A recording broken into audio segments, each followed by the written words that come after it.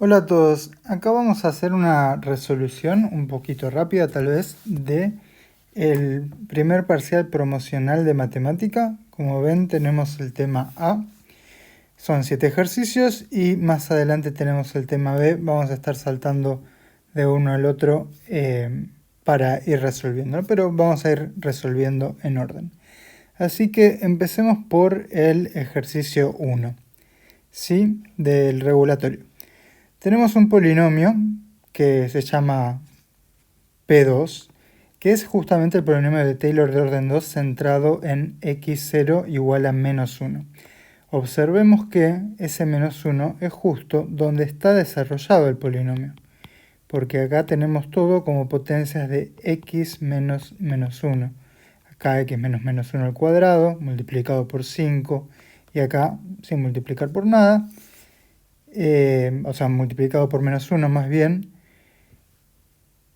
Entonces está centrado y desarrollado en el mismo lugar. Esto va a ser fácil que uno pueda prácticamente, salvo una pequeña distinción que ahora voy a hacer notar, pero que ya hemos visto en otros videos, que podríamos leer ciertos coeficientes como casi las derivadas de la función f, porque este es el polinomio de Taylor de la función f centrada en x igual a x0 igual a menos 1. Pero el objetivo es hallar el polinomio de Taylor de la función g de x, que está definida de esta manera, cuando también está centrada en x0 igual a menos 1. Esto va a ser clave, es el mismo lugar donde está desarrollado el polinomio de Taylor de f, y es la única manera en la que este ejercicio podría resolverse. Así que sin más vamos a resolver el primer ejercicio. Tenemos el polinomio, si no me equivoco, 1 menos 5x más 1 más... Sí, me equivoco. 1 menos x más 1 más 5 x más 1 al cuadrado. Este sabemos que es el polinomio de Taylor de f en menos 1. Y necesitamos el de g en menos 1, también de orden 2, ambos son de orden 2. Cuando g de x está definida de esta manera precisamente, 2x al cuadrado más f de x. Bien, ahora, para formar en generar un polinomio de Taylor, nosotros sabemos que la fórmula es esta, el polinomio de Taylor de cualquier función, pero en particular vamos a usar la letra g porque es lo que nos interesa. Y en el x0, que es menos 1, sabemos que vamos a poder escribirlo de esta manera. Menos menos 1, pongo más 1 de vuelta, igual que aparece en el polinomio que nos dan, es x más 1 al cuadrado. Pero recordemos que todos estos coeficientes están divididos por algún factorial, por el de 0, por el de 1 y por el de 2. Este es el de 1, pero recién en el de 2 aparece ya una cuestión que modifica, porque el factorial de 0 es 1 y el factorial de 1 es 1. Entonces, nos gustaría esencialmente tener la función g y sus dos primeras derivadas evaluadas en menos 1. Si tenemos eso, lo metemos acá y ya conseguimos el polinomio de Taylor. Entonces, a partir de esta relación que se da entre las funciones, más allá de que la función f nunca podamos conocerla completamente, para nada, pero sí podemos decir, bueno, la derivada de esto es 4x más la derivada de f, o la segunda derivada de esto es 4 más la segunda derivada de f. Esto es cierto para todo valor de x, pero en particular nos importa cuando x es igual a menos 1. Entonces, de acá que g de menos 1 sea 2 por menos 1 al cuadrado, 1, no pongo nada, más f de menos 1. G' de menos 1 es 4 por menos 1, digamos menos 4, más f' de menos 1. Y g' de menos 1 es 4 más f' de menos 1.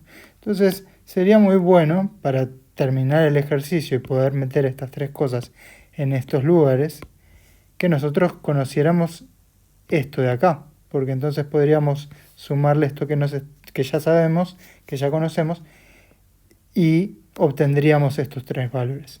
Bueno, pero justamente, si este de acá es el polinomio de Taylor, y como vemos está desarrollado justo alrededor del punto donde se calculó el polinomio, entonces eso significa lo siguiente, que este 1 es, por la construcción que hacemos de un polinomio de Taylor, este 1 es f de 1. Acá habría un menos 1, entonces podríamos decir que f' de 1, perdón, todo esto es en menos 1, ¿no? F' de menos 1 es este menos 1 que tenemos acá, aunque no está escrito del todo. Y este 5 no es justo f' de menos 1, sino esto dividido 2, porque recordemos que dividimos por 2 factorial siendo 2. Entonces, en realidad estos tres valores ya los conocemos. Son respectivamente 1, menos 1 y no 5, pero 10. Porque 10 dividido 2 resulta 5. ¿Sí? Igualamos esto a 5 y pasamos ese 2 multiplicando para encontrar esos valores. Entonces esto nos queda de la siguiente manera. Esto es 2 más 1, que es 3. Esto es menos 4 menos 1, que es menos 5. Y esto es 4 más 10, que es 14. Bien, entonces ya tenemos estas tres cantidades. Las reemplazamos para obtener finalmente nuestro polinomio. En lugar de g de menos 1, voy a poner 3. Este 3 que obtuve acá, que lo obtuve como g de menos 1 justamente. En lugar de g' de menos 1, voy a poner menos 5. Naturalmente, con el signo más, podría borrar el signo más. Y en lugar de g' de menos 1, voy a poner 14.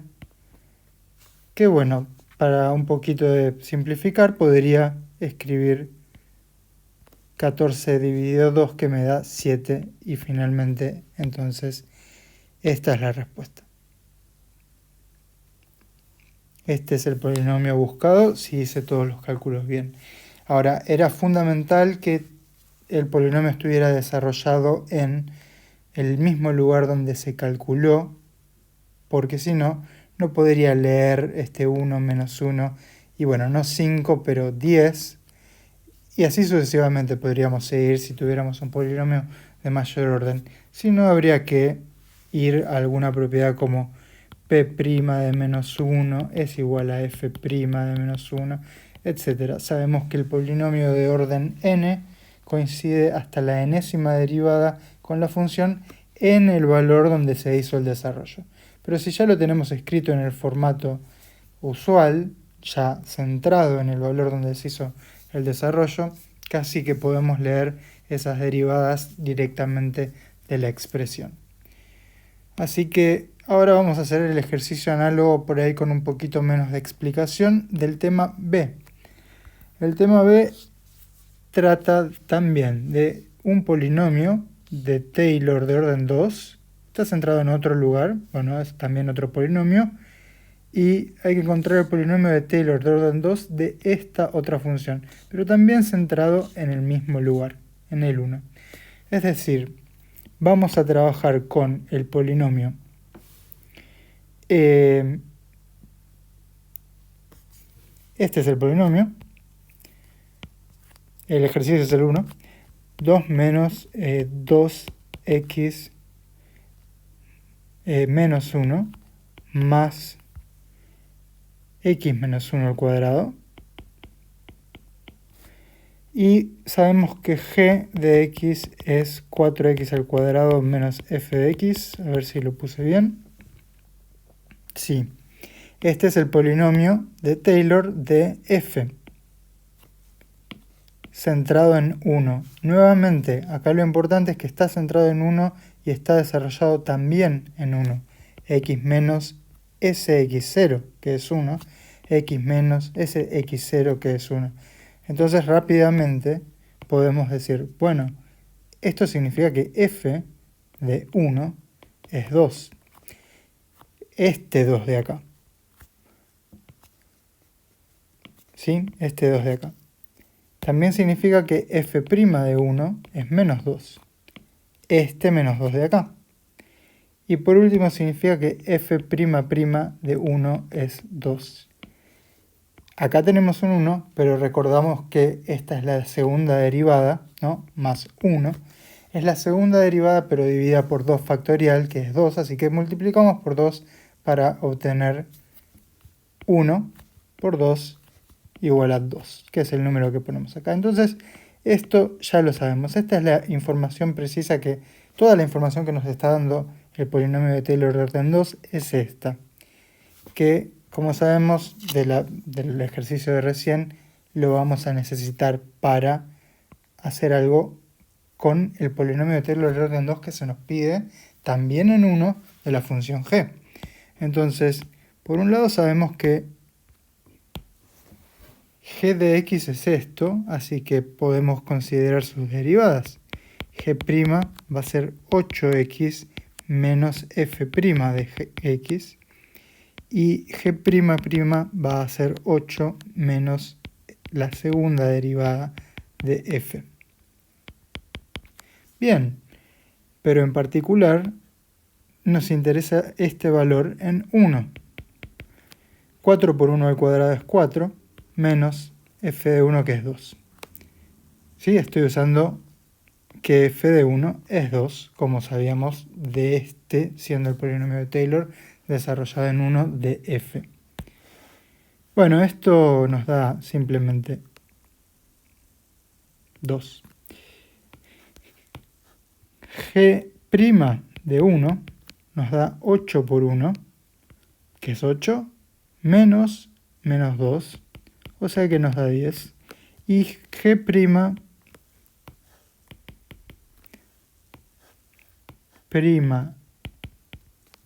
de 1 nos da nuevamente 8 menos 2, que es igual a 6. Estos tres números son f de 1, f' de 1 y f' de 1, que ya los teníamos de acá por leerlos de acá, teniendo en cuenta obviamente los factoriales. Bien, con estos tres números entonces podemos formar lo que es nuestra respuesta, que es el polinomio buscado, el polinomio de Taylor de orden 2 de g, es g de 1 que es 2, más g' de 1 que es 10 multiplicado por x menos 1, más g' de 1 que es 6, pero dividido 2 factorial, escribamos directamente 3, multiplicado por x menos 1, y esta es la respuesta del ejercicio 1 del tema B. Vamos a ver qué pasa en el ejercicio 2. Tenemos que lograr que esta función resulte continua en todo su dominio de definición. Así que vamos a, primero que nada, copiar esta función. Sabemos que es una función partida.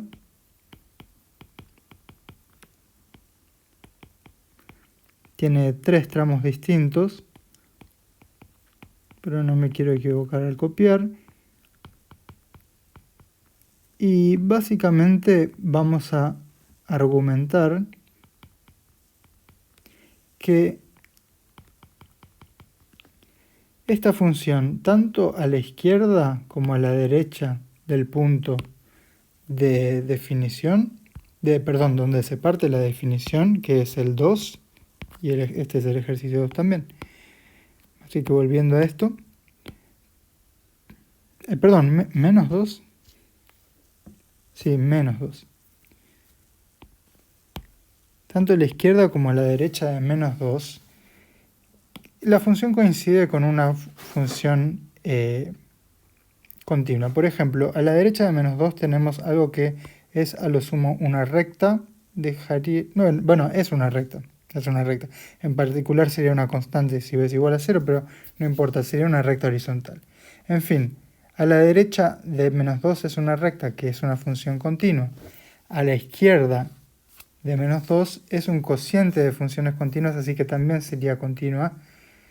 El único lugar donde la continuidad podría fallar dentro del dominio es menos 2, ¿sí? Donde los límites laterales pudieran no coincidir con el valor de la función que es literalmente a. Pero entonces tenemos un argumento general para decir por qué es continuo en todo el resto del dominio, pero hay que ver qué pasa específicamente en menos 2. Ya que estamos, también podríamos preguntarnos por el dominio de esta función. No es estrictamente necesario, pero nos va a ayudar para pensar en qué está pasando. Vemos que de las operaciones ilícitas que tenemos en una expresión matemática, lo que podría pasar es dividir por 0. Eso ocurre cuando x al cuadrado menos 4 es igual a 0, o sea, cuando x es más o menos 2. Pero si x es 2, entonces cumple esta condición y f de 2 se calcula a través de esto. Y si x es menos 2, bueno, cumple esta y se calcula a través de esto. Es decir que para ninguno de estos dos valores más o menos 2, que son los que podrían anular este denominador, vamos a estar efectivamente calculando con esta expresión. Por lo tanto, el dominio es todos los reales. Así que hasta el momento sabemos que la función es continua en todos los reales, salvo tal vez en 2. De hecho, queremos hacer que sea continua en menos 2. ¿Cómo hacemos eso? Vamos a plantear la condición de continuidad. Por un lado necesitamos la existencia del límite cuando x tiende hacia menos 2, lo que sabemos que se transforma en una igualdad de límites laterales. Por un lado, un límite derecho, voy a empezar por ahí, que es un poquito más fácil, donde la función toma esta expresión cuando vamos por la derecha. Y nos queda, precisamente, sí, va a depender de b, 5b por menos 2, o sea, menos 10b, menos 3 cuartos. No podemos simplificar mucho más, pero ya con las otras condiciones de que coincida con el límite lateral, por ejemplo, por izquierda, que va a ser con esta otra expresión, vamos a poder despejar el valor de b. Ahora, ¿qué pasa en esta situación? Lamentablemente, o por diseño también, menos 2 al cuadrado es 4, que menos 4 es 0. Esto tiende a 0, pero también menos 2 más 2 es 0, e a la 0 es 1, entonces todo esto tiende a 0 también. Estamos en una indeterminación del tipo 0 sobre 0. ¿Por qué no trabajamos con L'Hopital para deshacer esta indeterminación? O sea, para salvar esta indeterminación. La derivada del denominador es esto y la derivada del numerador es el 1 se va y nos queda esto de acá. Ahora ya no tenemos una indeterminación, lo de abajo tiende hacia menos 2 y lo de arriba tiende hacia menos 1. Bien, esto es lo mismo que un medio tachando los signos. Bien, estos dos límites tienen que coincidir, con lo cual 10b menos 3 cuartos tiene que ser igual a un medio. Que bueno, vamos a pensar un medio como 2 cuartos para sumarle 3 cuartos, pasarlo sumando y nos va a quedar 5 cuartos. Menos 10b tiene que ser 5 cuartos. Dividido por 10 queda menos b igual 1 octavo. Y por último, pasamos el signo menos, nos queda b igual a 1/8. Esta sería una de las respuestas que haría que la función sea no continua todavía, pero por lo menos existe el límite. Y por otro lado necesitamos que ese límite, ¿cuánto es exactamente? Un medio, ¿sí? Podríamos tanto obtenerlo de acá como de acá reemplazando por b, debería darnos lo mismo porque justamente planteamos para que fueran iguales. Ese valor de un medio tiene que coincidir con la imagen de la función en menos 2 para que sea continua en menos 2. Pero esa imagen es simplemente a. Entonces a tiene que ser igual a un medio. Acá no hay mucho más que despejar, ya a está despejada, entonces necesitamos plantear a igual a un medio. Con estos dos valores de a y b respectivamente, vamos a tener continuidad en el punto x igual a menos 2 y en el resto del dominio por el argumento general que dije antes. Con esto podemos decir, si respondemos a la consigna, los valores de a y b que hacen que esta función sea continua en todo su dominio de definición son los que quedaron marcados en amarillo. Vamos a ver cómo es el caso para el ejercicio 2 de el tema B de este examen. Tenemos una función también partida en 3.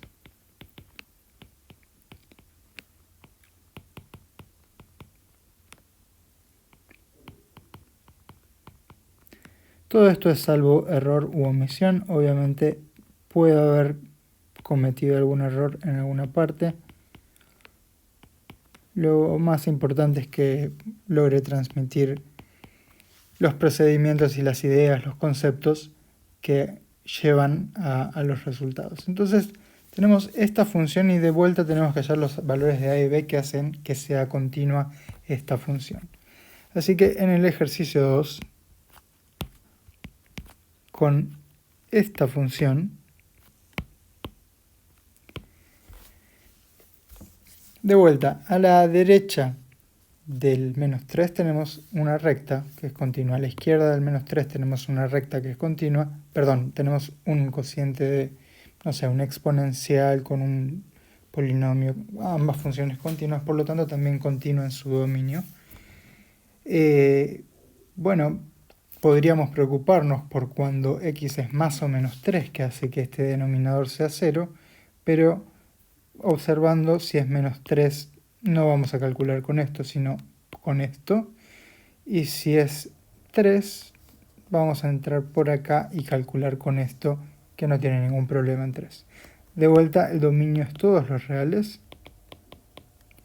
Pero para garantizar la continuidad en el único punto que queda en discusión, que es el menos 3, hay que ver qué pasa con los límites laterales. Empecemos por el límite por la derecha, que parece más fácil. Nos queda menos 21a menos 5 sextos. Bueno, ya está, ya lo calculé en realidad. Eso era todo. En todo caso me faltaba copiar esto. Nos queda esto. Claro que depende de a, porque hay una variable a dando vueltas, o más bien nuestra incógnita del problema, una de ellas es a. Y este límite va a tener que coincidir con el límite por izquierda. De manera análoga a el otro ejercicio, tenemos una indeterminación del tipo 0 sobre 0 que vamos a salvar usando la regla del L'Hopital, y esto nos va a quedar el límite cuando x tiende a menos 3, también por la izquierda, de e a la x más 3 y abajo menos 2x. Cuando esto lo tratamos de reemplazar el menos 3, acá nos queda un 1 y acá nos queda un 6. Así que nos queda un sexto. Bien, finalmente, no tan finalmente, pero estos dos límites laterales tienen que coincidir. Por un lado teníamos este de acá, límite por derecha, por otro este límite por izquierda. Para coincidir planteamos esto, lo cual nos lleva a menos 21a igual 6 sextos o, pasando sumando, o 1. Entonces a es menos un 21. Con este valor logramos la existencia del límite porque los límites coinciden. Pero por otro lado, f de menos 3, que es la imagen de la función, tiene que coincidir con el límite. Por un lado es b, porque eso dice nuestra expresión de la función. Pero por otro lado tiene que coincidir con el límite, que es exactamente un sexto. Ya sea leído de acá o leído de acá reemplazando el valor de a. Por lo tanto,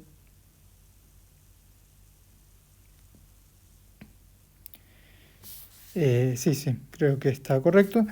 Por lo tanto, bueno, b tiene que ser un sexto.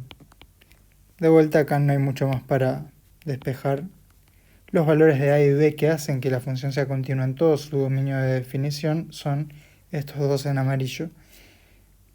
Por un lado, estos dos salen de la condición de continuidad específicamente en el punto donde se parte la definición x igual a menos 3, pero por otro lado el resto de la función, o más bien la función es continua en el resto de su dominio, por esos argumentos generales que dije más al principio. Pasemos a el tercer ejercicio de este parcial. Tenemos que buscar puntos de inflexión de la función e a la menos 2x cuadrado. Vamos hacia allá. Tenemos e a la menos 2x cuadrado. Esta es nuestra función. Si estamos hablando de puntos de inflexión, vamos a estar buscando trabajar con la segunda derivada. Pero siempre vamos a estar prestando atención al dominio. El dominio de esta función, como no presenta nada que pueda ser una división por cero, que pueda ser un logaritmo o que pueda ser una raíz par, el dominio es todos los números reales. Cualquier número real puede ir en el lugar de x y nos daría un valor de resultado. Bien, entonces empezamos a derivar. La primera derivada es esto. Y tenemos una pequeña regla de la cadena, con un signo menos. Una regla de la cadena, la derivada del exponente es menos 4x, que nuevamente tiene dominio todos los reales por mismo motivo. Pero no nos detengamos acá porque lo que nos importa es la segunda derivada, para la cual podríamos hacer algo un poquito conveniente, que es separar el menos 4 y x e a la menos 2x al cuadrado. ¿Por qué así? Porque el menos 4 ahora de la derivación lo puedo sacar afuera como un escalar. Pero estas son cuestiones completamente de estilo, o para ahorrarme complicaciones o ser menos propenso a cometer errores. En fin, menos 4 va a estar multiplicando todo, pero necesito la derivada de este producto. Entonces puedo derivar la primera, que es un 1, multiplicado por la segunda, que es la función esta, más la primera por la derivada de esta función, que queda nuevamente esto de acá. Y como a esto le vamos a buscar, bueno, por un lado el dominio, que sabemos nuevamente que es los reales, pero como también le vamos a buscar ceros, que son nuestros candidatos a puntos de inflexión, porque no hay ninguno que no pertenezca al dominio, todos los candidatos van a salir de ahí. También sería bueno que nos ocupáramos de sacar otro factor común, que es la exponencial. Menos 4e a la menos 2x al cuadrado, y nos queda, ¿qué nos queda? Nos queda un 1, y acá nos queda un x y 4 menos 4x. Multiplicados queda esto así.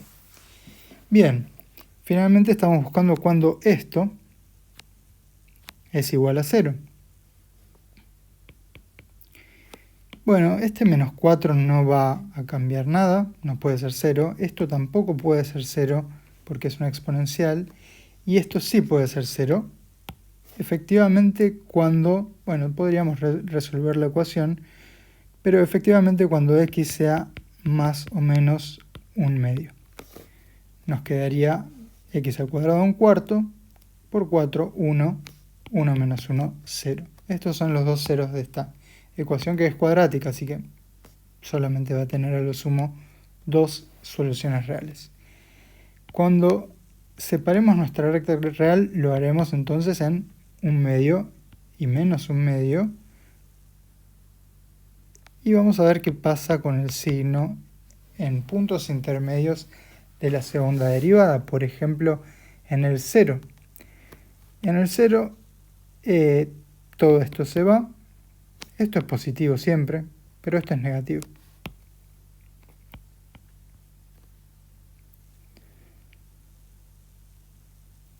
Bien, también podríamos probar en el 1, por ejemplo, y esto nos queda negativo,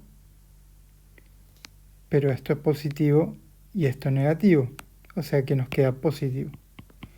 Y análogamente, probando en menos 1, por ejemplo, nos queda esto, dándonos esta situación de concavidad positiva y negativa de la función. Pero recordemos qué es lo que nos pregunta el enunciado, es determinar los puntos de inflexión si existen, si no recuerdo mal. Bueno, podemos decir que aquellos puntos de inflexión o bien están en estas abscisas, o bien que son de la forma, o sea, son los puntos 1 medio y e a la... Bueno, x al cuadrado en ambos casos queda un cuarto, multiplicado por 2 es 1 medio, así que menos 1 medio. Este y este otro. Son dos formas de dar la solución, ya sea con los puntos de inflexión o con las abscisas donde se ubican los puntos de inflexión. Este e a la menos 1 medio obtenido reemplazando en la función original, porque estamos, como siempre, analizando la función original a partir de nuestra, bueno, en este caso de la segunda derivada, porque lo que nos interesaba eran puntos de inflexión. En el ejercicio 3 del tema B tenemos que hacer un poco lo mismo, pero con una función algo distinta, que es e a la menos 4x al cuadrado. Así que vamos para allá. Ejercicio 3, función e a la menos 4x al cuadrado. Vamos a trabajar con el dominio de f. Notaremos que análogamente vamos a tener los tres dominios, o sea, hasta la segunda derivada van a ser los números reales. Y como queremos encontrar puntos de inflexión, vamos a llegar hasta la segunda derivada. La primera derivada es por una regla de la cadena. Y la segunda derivada, y esto de vuelta también me gustaría reescribirlo como menos 8 por x e a la menos 4x al cuadrado. Y la segunda derivada entonces estará toda multiplicada por menos 8. Y aplicando una regla del producto y ahora una regla de la cadena. Y luego sacando un factor común más del paréntesis, que es e a la menos 4x al cuadrado, nos queda 1 menos 8x al cuadrado.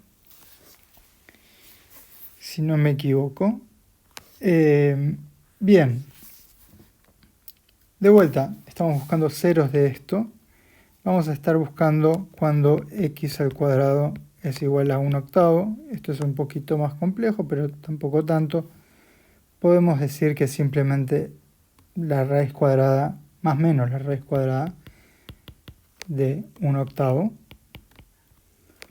Si quisiéramos, podríamos también llevar esto a esto, o desradicalizando el denominador podríamos más elegantemente escribirlo así. Pero No importa cómo lo escribamos, me voy a quedar con la primera escritura, que es la más natural, que requiere menos trabajo. Y tenemos que separar nuestra recta real en estos dos lugares, pero luego observar en puntos intermedios el signo de la segunda derivada. Bien, para pensar esto un poco distinto, sabemos que esto es negativo, con lo cual va a cambiar el signo del resto del análisis. Esto es positivo, así que lo mantiene, pero esta es una parábola que se abre hacia abajo y entonces en sus raíces, que son estas dos, va a ser algo más o menos así, es decir, va a estar negativa acá, positiva acá y negativa acá. Pero, como dije, con este signo menos, eso se va a invertir. Si no, alternativamente probando en puntos intermedios, pero con esto ya tenemos la tendencia de concavidad de la función y efectivamente como cambia la concavidad en cada uno de estos valores, podemos decir que en x igual más menos 1/8, por ejemplo, o cualquiera de las escrituras alternativas de este valor, tenemos puntos de inflexión. Los puntos de inflexión más específicamente siendo cuando elevamos esto al cuadrado nos queda 1/8 y lo multiplicamos por 4 nos queda 1/2 e a la menos 1/2 también para este caso.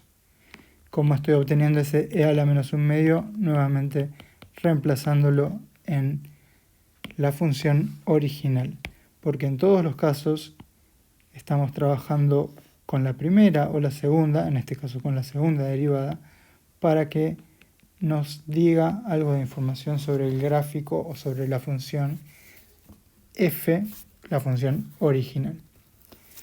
Pasemos al cuarto ejercicio. El cuarto ejercicio pretende que, usando el concepto de diferencial, eligiendo una función y punto convenientes, hallemos un valor aproximado de e a la 1 sobre 100, siendo f de x igual e a la x. Eso sea que en realidad la función ya está elegida, parecería, es e a la x, pero tenemos que encontrar un punto conveniente. Así que vamos a resolver el ejercicio 4.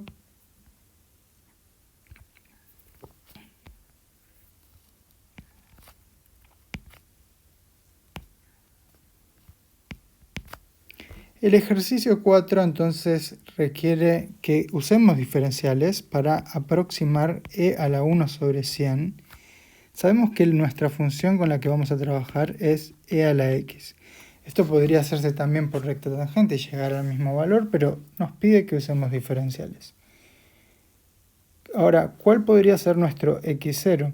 Notamos que f de 1 sobre 100 es justamente el valor que se pide. Entonces estamos buscando, por un lado, un x0 que sea cercano a 1 sobre 100, alternativamente 0,01, un centésimo, pero también un lugar donde sea fácil calcular la función y su derivada, que bueno, en este caso es la misma. La función exponencial no la conocemos en muchos lugares fáciles para trabajar, sino básicamente solamente en el 0, así que también justo el 0 es cercano a un centésimo, así que este va a ser nuestro x0. El diferencial se va a formar por la derivada de la función, pero es la exponencial. La exponencial derivada queda sí misma y evaluada en 0 queda 1. Podríamos no escribir el 1 también.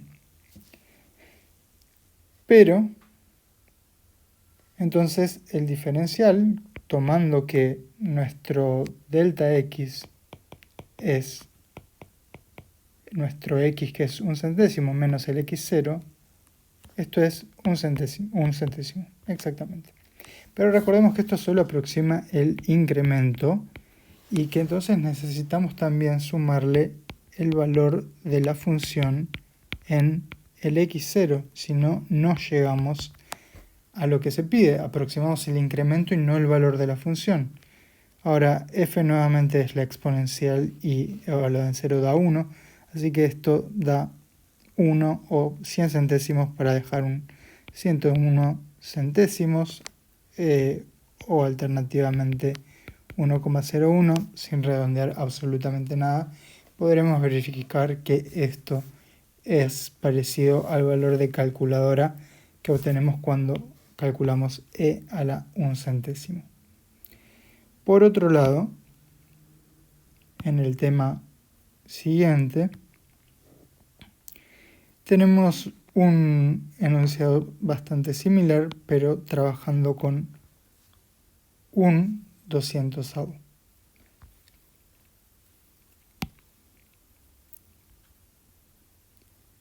Bien, entonces vamos a evitarnos repetir algunas cuentas, porque ya sabemos que un 200avo está cerca de 0, vamos a elegirlo como x0 nuestro 0, nuestro delta x ahora es un 200avo menos 0, y vamos a necesitar calcular el diferencial que nos dio un 200avo, en este caso es 1, que es la derivada, multiplicada por un 200avo, y esto queda un 200avo, pero esto de vuelta aproxima el incremento, no la función. Si queremos un valor aproximado de la función, tenemos que sumarle f de x0, o sea, e a la 0, que es 1, quedando 201 dividido 200.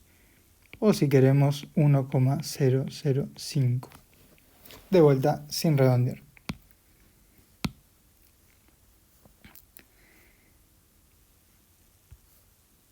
Bien, y nos están quedando 3 ejercicios.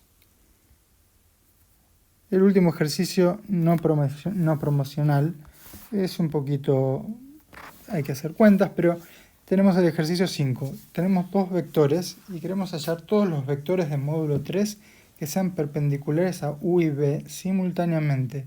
Como estamos en R3 tenemos una opción que es calcular el producto vectorial entre u y b, y eso nos va a dar exactamente un vector que su módulo dependerá del ángulo entre los vectores u y b y de sus normas, pero va a ser perpendicular tanto a u como a b a la vez.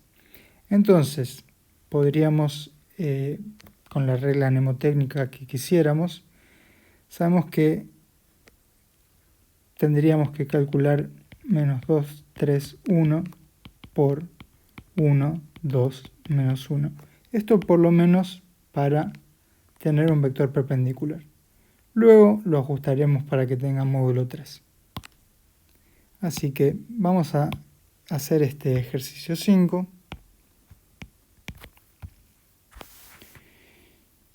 Bien, necesitamos entonces hacer este producto vectorial que nos va a dar por resultado un vector. Ahora, ¿cómo se hace esto? Podemos hacer 3 por menos 1, menos 1 por 1 para la primera componente. Ahora 1 por 1 menos 2 por menos 1 para la segunda componente, y menos 2 por 2 menos 3 por 1, perdón, para la tercera componente. Es decir, todo esto nos quedaría menos 3 menos 1 queda menos 4, 1 menos lo que termina siendo 2 es menos 1, y menos 4 menos 3 es menos 7. Podríamos verificar, si quisiéramos, que el producto escalar de este contra cualquiera de estos dos da 0. Yo esperaría que sí, pero no estoy seguro ahora. Si esto ocurre o si cometí algún error, a ver, me gustaría verificarlo. Yo hice 3 por menos 1 menos 1 por... por 2 tenía que ser acá. Menos 1 por 2. Transformando esto en 5. Sí. Entonces era 3 por menos 1 por 2. después era 1 por 1, menos 2 por menos 1, y por último 3 por menos 1, no, perdón, por último menos 2 por 2, menos 1 por 3. Bien, creo que está bien. Ahora por lo menos veo que efectivamente contra esto sí da 0. Contra esto puede ser, no quiero verificarlo, pero suponiendo que hice las cuentas bien, tenemos acá un vector que es el producto vectorial, por lo tanto es perpendicular a los dos. Y vamos a mantener esa perpendicularidad siempre que tengamos un paralelo, ¿no? Entonces podríamos escribir esto de esta manera. Vamos a resolverlo de dos formas, pero ya que tenemos dos temas, resolvámoslo de esta primera forma primero. Necesitamos un paralelo a este vector para mantener la perpendicularidad con los dos vectores u y b. Pero necesitamos que la norma de esto sea 3, es lo que se nos pide. Bien. Ahora, podríamos usar una propiedad. Vamos a hacerlo de la forma más práctica posible. Podemos sacar k en módulo y nos queda la norma de este vector de acá. Bien, la norma de este vector de acá la vamos a poder pasar dividiendo, pero ¿cuánto es exactamente? Es la raíz cuadrada de 25, que es el cuadrado de menos 5, más 1, que es el cuadrado de menos 1. Eso lleva a 26, más 49, que es el cuadrado de 7. Entonces, 26 más 49 es 75. Entonces tenemos la raíz cuadrada de 75.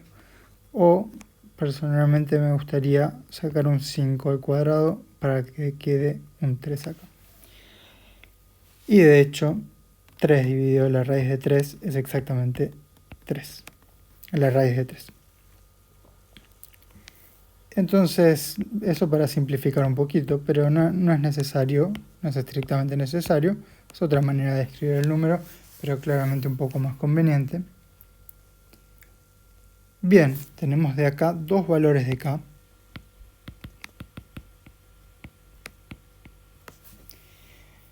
Que esto tiene sentido porque decir que algo sea paralelo a un vector se ubica sobre una recta en el espacio y que tenga un módulo prescripto es la esfera, en el sentido de la superficie, centrada en el origen de radio 3.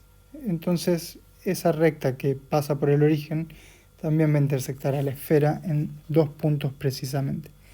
Entonces, para cada valor de k vamos a tener una de estas soluciones.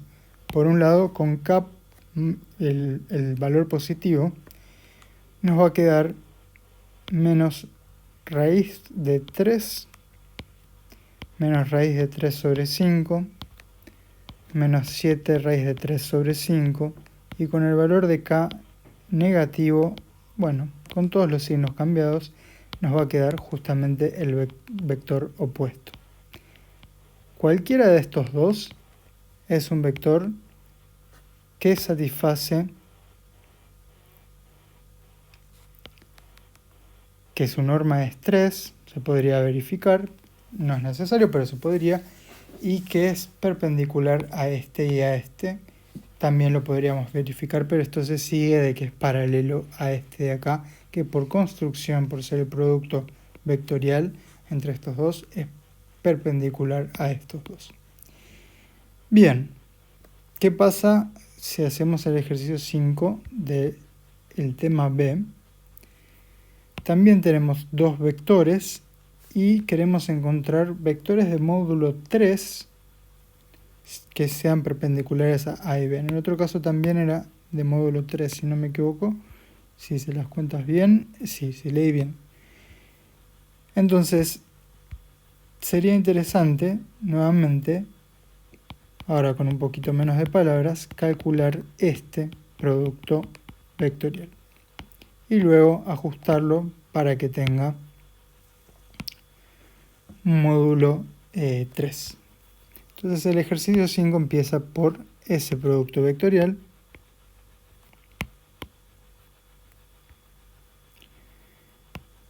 Y luego, que empieza por ese producto vectorial. Entonces, esto sería, por ejemplo, menos 1 por 1, menos 2 por menos 1,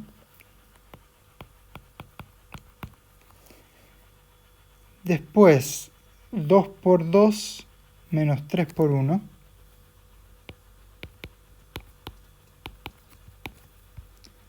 y por último,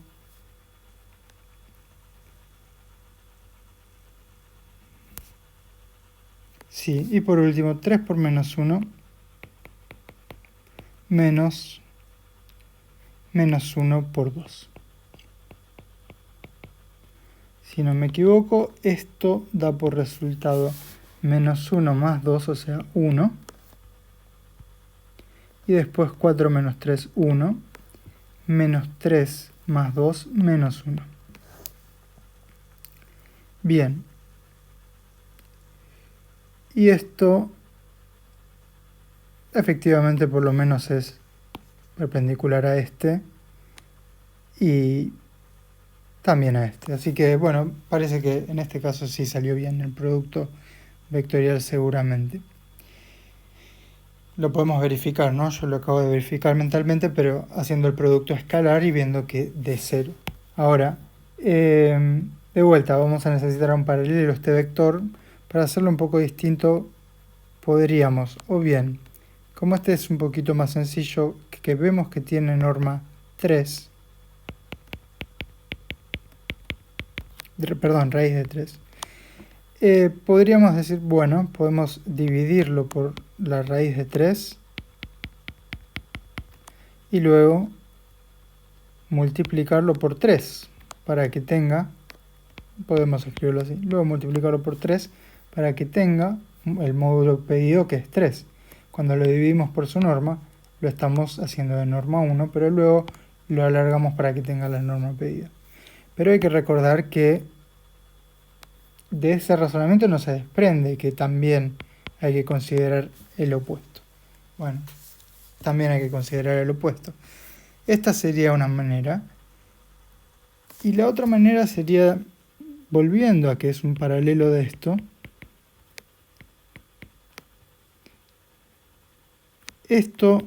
el paralelo es algún escalar por, ¿no? K real por el vector, que termina siendo esto, y la norma de este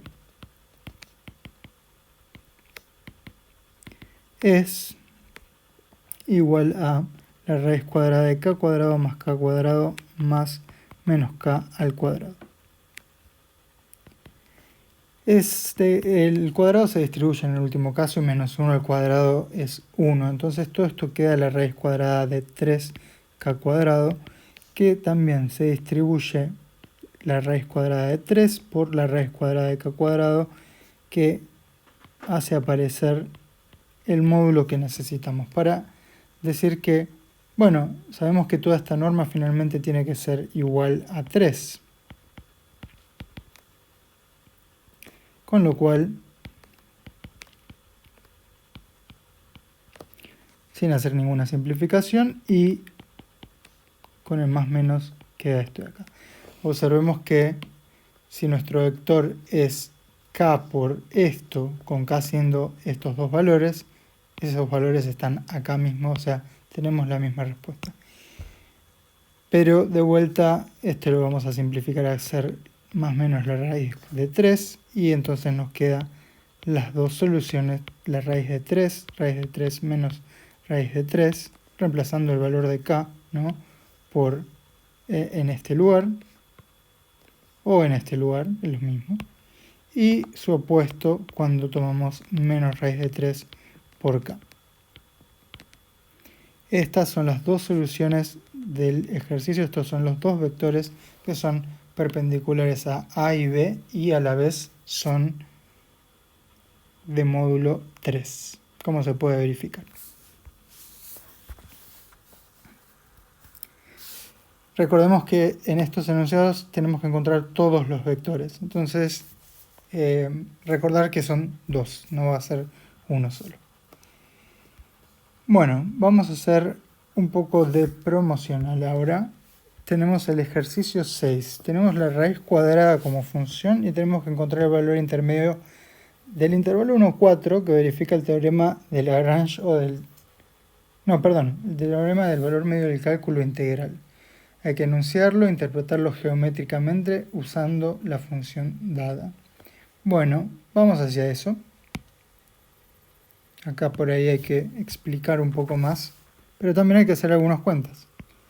Necesitamos saber que el área bajo la curva de esta función, que es una función positiva, en su dominio por lo menos, o en el intervalo más bien, del 1 al 4, tiene que ser igual a algún valor intermedio de la función multiplicado por la amplitud del intervalo, que es 4 menos 1, o sea 3.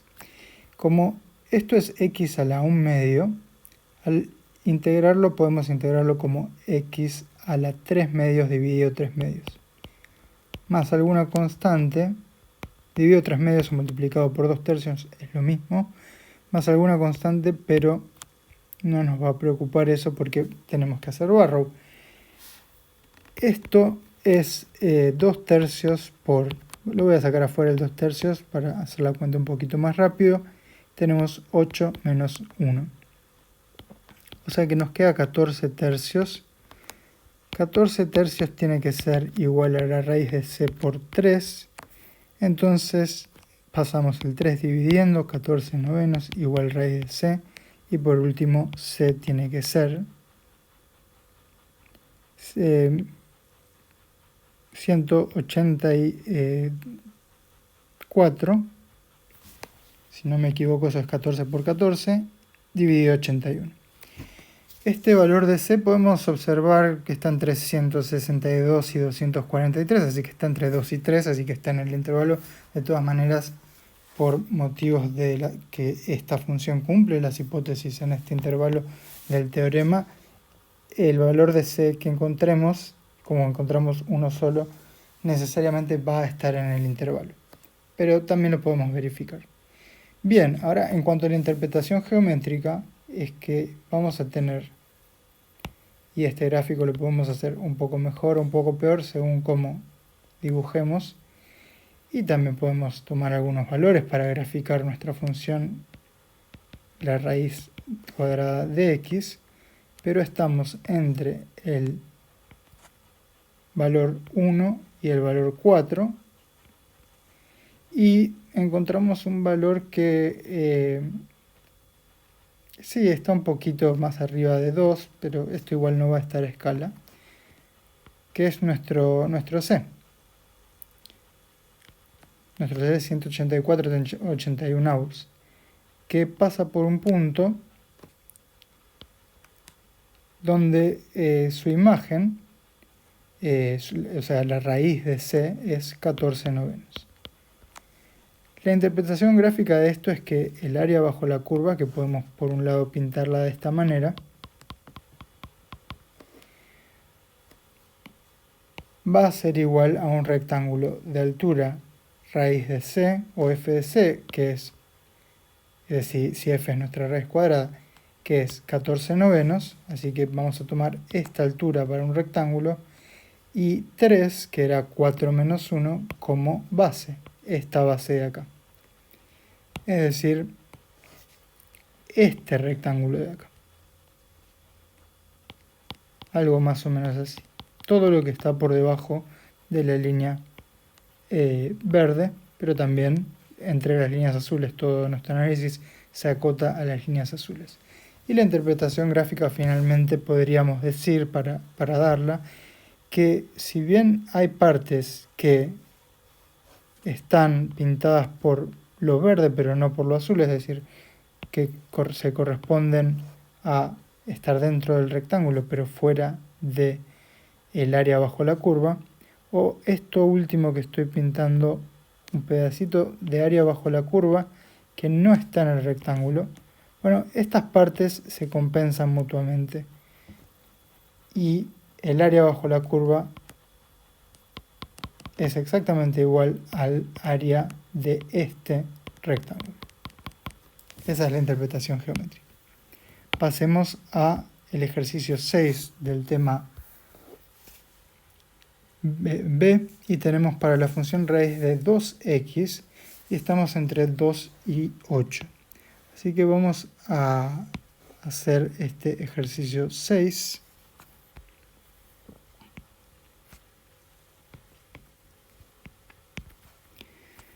Entonces la función es raíz de 2x y estamos en el intervalo 2 y 8. Nuevamente tenemos que integrar entre 2 y 8 lo que es 2x al cuadrado a la 1 medio. Por ahí acá habría que hacer una mínima sustitución que sería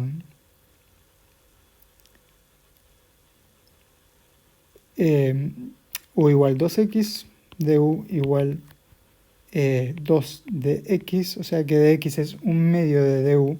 Ese un medio puede salir afuera y nos queda toda esta integral igual a un medio multiplicada por la integral entre 2 y 8 de u a la 1 medio de u, que nuevamente integramos de la misma manera. Nos queda 2 tercios por u a la 2 a la 3 medios, más alguna constante que tomamos como 0 para hacer barrow entre 8 y 2, y recordemos que todo estaba multiplicado por un medio, así que esto lo dejamos como un tercio. Bien, ¿qué pasa entonces? Tenemos un tercio multiplicando a todo, y ahora necesitamos hacer 8 a la 3 medios, que lamentablemente no hay una manera muy... se puede escribir de otra manera, pero no sé si vale mucho la pena. 2 a la 3 medios.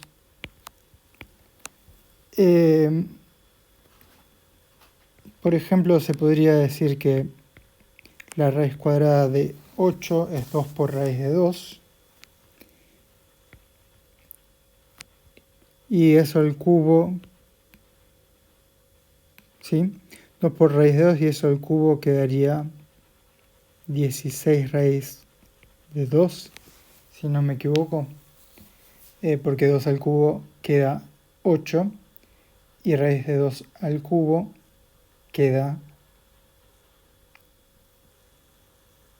2 por raíz de 2. Entonces ese 2 y ese 8 se juntan, queda 16 raíz de 2. Y por otro lado, la raíz de 2 al cubo queda análogamente esto de acá. Bueno, un poquito más complicados los números, pero de todas maneras sabemos que esta cantidad, o sea, un tercio por 16, pongamos algo así. 16 menos 12 es 14. Perdón, 16 menos 2 es 14. Bien, entonces podemos dejarlo esto un poquito más cómodo como esto de acá. Y por otro lado, esto tiene que ser igual a el valor en algún c intermedio en el intervalo 2, 8 por la amplitud de este intervalo, que es 8 menos 2, o sea 6. Podemos pasar ese 6 dividiendo y nos queda, podríamos poner un 9 acá y cambiar ese 14 por 7, o sea, tachamos un 2 con un 2 arriba y abajo. Y esto es la raíz cuadrada de 2c. Elevando al cuadrado nos queda 49 por 2, o sea, si queremos 98. Dividido 81. Y esto es 2 por c.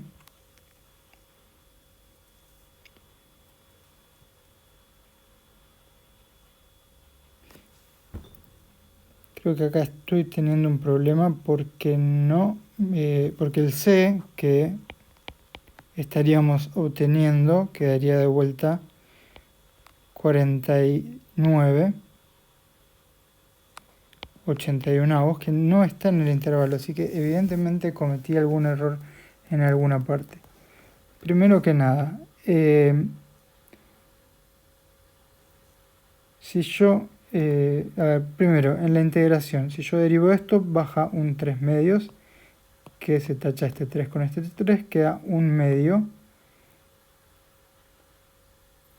por igual a 1 medio. Así que eso está bien, esta integración de acá para acá está bien. Después, viendo esta... Ah, ya sé cuál fue el error, Claro. Sí, cuidado con esto, ya que estamos. Yo cambié de variable de x a u.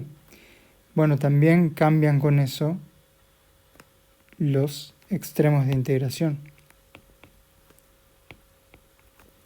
De la misma manera que multipliqué por 2 a x para obtener u, o que dije que 2x era u, pasó a ser 16 en lugar de 8 y 4 en lugar de 2.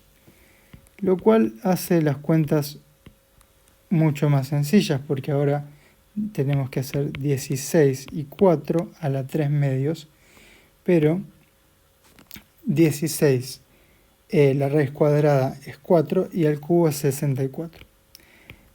Por otro lado, 4 su raíz cuadrada es 2 y el cubo es 8, quedando esto 1/3 por 64 menos 8, podemos decir que es 56.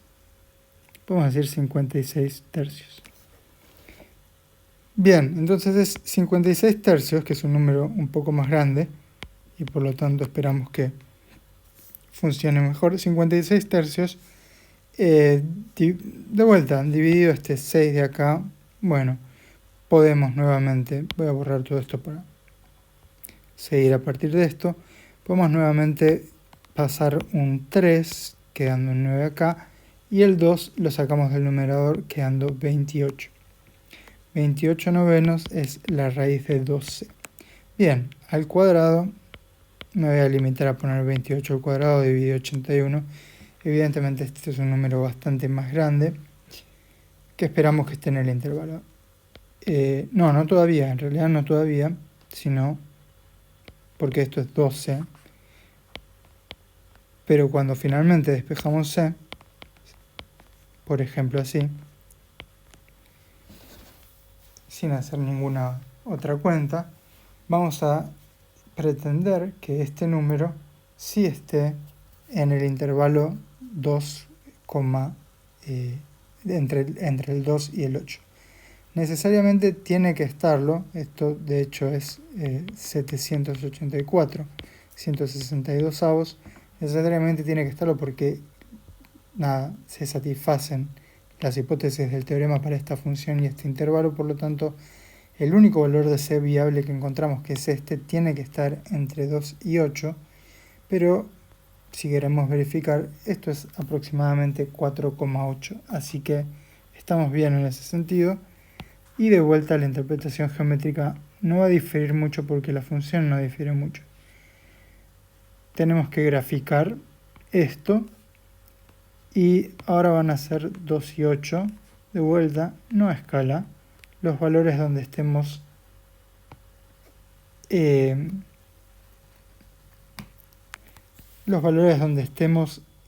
calculando, por un lado, el área bajo la curva, entre 2 y 8, por otro lado, va a haber un C intermedio, que es 4, algo, como mencioné antes, y este punto de acá con altura 28 novenos, que va a formar un rectángulo de igual área que el área bajo la curva entre 2 y 8, haciendo que se compensen las partes que están pintadas de verde pero no de azul con las que están pintadas de azul pero no de verde. Esta es la interpretación geométrica del teorema del valor medio integral. Además de esto hay que enunciar el teorema. El teorema podría enunciarse en una forma, y esto es para ambos temas. Podríamos enunciar el teorema diciendo algo así como: si f en un intervalo AB a los reales. Es una función continua, tal vez algo más débil para que la integral esté definida, pero en principio si es continua, entonces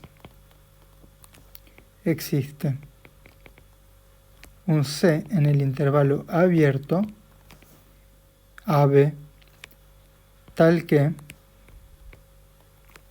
la integral de la función entre a y b es igual a f de ese punto intermedio por b menos a. Este sería el enunciado del teorema y también sería parte de la respuesta del B, así que lo vamos a poner acá, por ahí un poquito más chiquito.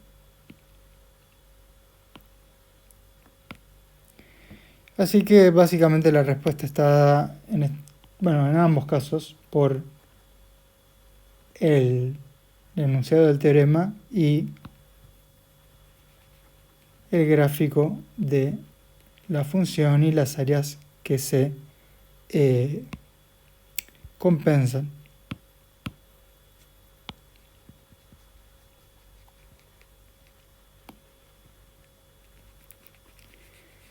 Bien, por último, nos queda un ejercicio más, que es el séptimo. Tenemos una función continua y derivable en todo su dominio, que es los reales, y sabemos que en todo el intervalo abierto del 0 al 10, la derivada es positiva. Tenemos un x1 y un x2 que están en el intervalo, y queremos saber cuál es el signo de f de x1 menos f de x2. Y bueno, tenemos que justificar no solo con qué propiedad o criterio o lo que sea estamos justificando, sino también cuáles son los supuestos para que eso valga. Bueno, vamos a estar en una situación donde esos supuestos se cumplan, pero tenemos que mencionarlos. Entonces, queremos f de x1 menos f de x2 sabiendo que x1 es más chico que x2. ¿Sí? Sabemos esto. Sabemos esto. Por lo menos en todo el intervalo de 0 a 10. Y la pregunta es, ¿cuál es el signo de esto de acá? Así que con esas informaciones nos vamos para... ¿Sí? Sí. Nos vamos a la última página para dar una resolución del ejercicio 7. Bien. Entonces, partimos copiando lo que buscamos. Observamos que si buscamos el signo de esta expresión, queremos básicamente saber si esto es así o es así. O si justo es 0 podría ser algo intermedio, ¿no? Que tenga algún igual. O sea, que habría que completar acá, básicamente. En este lugar, ¿qué símbolo de desigualdad tendríamos que completar? Bueno, primero podemos pensar intuitivamente lo que hacemos siempre para pensar en crecimiento y decrecimiento, porque estamos hablando de eso un poco. Estamos en un intervalo entre el 0 y el 10, donde la derivada es siempre positiva. Eso nos habla de que la función crece, y si crece y tenemos un x1 de un lado y un x2 a su derecha porque es más grande, entonces las imágenes tienen que ser respectivamente también más grandes, es decir, la de f de x2 tiene que ser más grande que f de x1. ¿Sí? Esto quedaría un poco así. Eso quiere decir que el signo que va es así, y cuando estamos restando esto menos esto, nos queda negativo, porque estamos restándole algo más grande a algo más chico. Bien, ahora, ¿cuánto estamos justificando con esto? Es un poco intuitiva la idea, pero podemos pensar lo siguiente. Queremos saber cuál es el signo de f de x1 menos f de x2. Ahora, sí vamos a hacerlo más rigurosamente. Usando el teorema de Lagrange o del valor medio, y gracias ¿Sí? O sea, ¿qué teorema estamos usando? Teorema de Lagrange. Esto es parte de la respuesta porque había que justificar qué teorema estamos usando. Acá vamos a usar el teorema de Lagrange para decir que existe un C intermedio entre x1 y x2, pero en particular, como x1 y x2 están en el intervalo 0,10, en el 0,10, tal que pasa esto. También tenemos que decir que este teorema de Lagrange puede aplicarse porque f es continua y derivable en el intervalo, podríamos decir x1, x2, o sea, más precisamente, continua en el intervalo cerrado y derivable en el intervalo abierto. Por lo tanto, va a existir un C intermedio en este intervalo abierto, x1, x2. ¿Y por qué es continuo en esto y derivable en esto otro? Porque básicamente tenemos que es continuo en toda la recta real y esto está dentro del intervalo 0,10 que está adentro de toda la recta real. Y lo mismo para esto otro. Están los supuestos y todo, pero todavía no llegamos a la respuesta. ¿Cuál es el signo de esto de acá? Bueno, esto de acá es necesariamente positivo porque está en el 0,10 donde la derivada es positiva. Ahora, como x1 es más chico que x2, x1 menos x2 de vuelta, restarle algo más grande, algo más chico, queda negativo. O sea que esto conduce a la misma respuesta, pero por lo menos acá estamos justificando por qué ocurre todo lo que ocurre. La respuesta del ejercicio entonces es un poco esto de acá. Tanto que es negativo como el teorema y los supuestos que se cumplen y se cumplen por hipótesis o por lo que dice el enunciado. Veamos qué tenemos al respecto en el tema B. Tenemos una función donde la derivada es negativa en todo el intervalo 1, 9. La función es continua y derivable en todos los reales. Y ahora tenemos... Perdón, no escribí esto. En todo el intervalo 1, 9 tenemos que f' es menor que 0. Ahora, x es... x1 es menor que x2. Y ahora el signo de lo que queremos saber, o sea, el signo que queremos saber es el de f de x2 menos f de x1.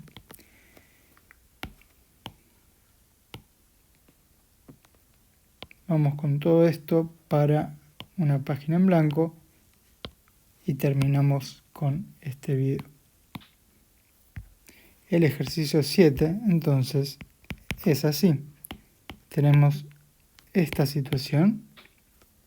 De vuelta, saber el signo de esto es saber cuál es más grande, esencialmente. La función está decreciendo porque tiene derivada negativa en todo el intervalo y estos dos valores están en ese intervalo.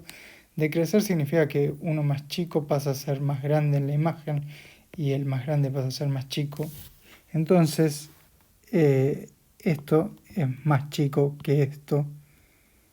Entonces, nuevamente tenemos que el resultado es negativo, pero eso es lo intuitivo que solemos usar para encontrar, por ejemplo, conjuntos de crecimiento y de decrecimiento. Ahora vamos de vuelta con el teorema de Lagrange. Nosotros queremos decir que f de x2 menos f de x1 es igual a un f' de un valor intermedio multiplicado por x2 menos x1. Ahora, esto es positivo porque x2 es más grande que x1 y esto es negativo porque C está entre x1 y x2, que está todo adentro del menos el 1,9, donde la derivada es negativa. Negativo por positivo, llegamos a la misma respuesta, pero también deberíamos completar con lo siguiente.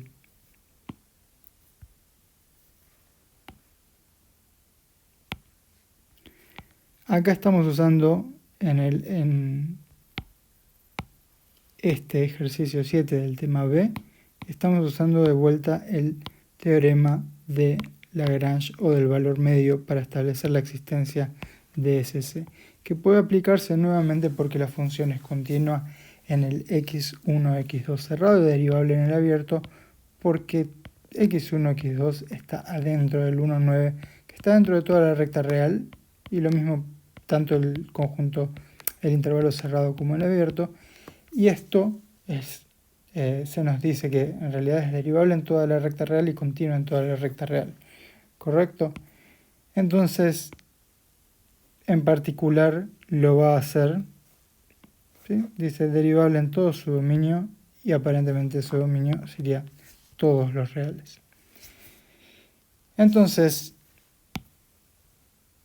con esto terminamos el ejercicio 7 y así terminamos de resolver el primer parcial regulatorio y promocional, los 7 puntos de cada tema. Así que acá dejamos.